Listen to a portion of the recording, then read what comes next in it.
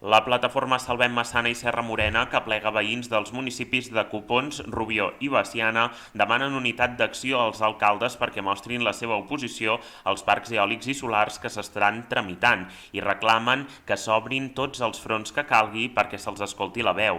Això després que dijous la ponència d'energies renovables donés llum verda a la viabilitat del parc eòlic La Massana, situat entre Rubió i Castellfollit del Boix, i també que s'hagi donat a conèixer un nou avantprojecte de central eòlica a Copons i Veciana amb 12 aerogeneradors.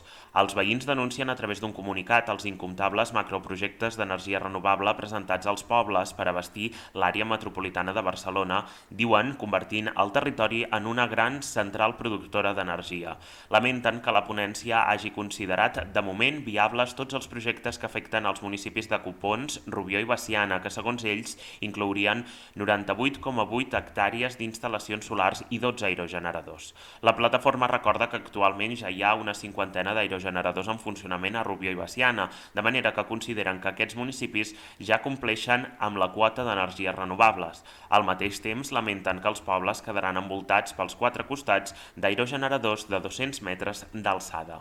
Denuncien que en el parc eòlic de la Massana s'han autoritzat aerogeneradors que se situen a tan sols 300 metres de masies habitades i d'allotjaments de turisme rural, fet que, segons diuen, generarà l'èxode rural d'aquesta vall. Per tot plegat, creuen que cal fer marxa enrere en aquest procés i fer partícips ajuntaments, consells comarcals i ciutadania.